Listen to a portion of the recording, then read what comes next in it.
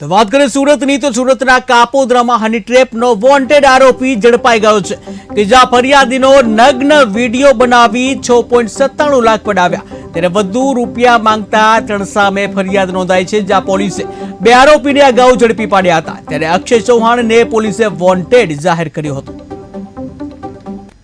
Kapodra police station ખાતે હની ટ્રેપનો એક ગુનો રજીસ્ટર કરવામાં આવેલ જેમાં અગાઉ એક આરોપીની ધરપકડ કરવામાં આવેલ। આ ગુનાની એમઓ એ પ્રકારની હતી કે ફરિયાદી તથા ભોગ બનનારને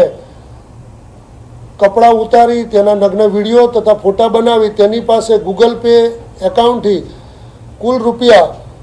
6,97,501 રૂપિયા પડાવી લીધેલ હોય જે અનુસંધાને કાપોદ્રા પોલીસ સ્ટેશનમાં IPC 386 વગેરે મુજબનો ગુનો રજીસ્ટર થયેલ અને આ ગુનાની તપાસ સર્વેલન્સ સ્ટાફના PSI શ્રી પંડ્યા સાહેબનો કરી રહેલ હોય। આ ગુનાના અન્ય એક આરોપી અક્ષય ઠાકોર જે મૂળ ગારિયાદરના હોય તેઓને ગઈકાલ તારીખના રોજ અટક કરવામાં આવેલ છે અને હાલ આ ગુનાની તપાસ તજવીજ ચાલુ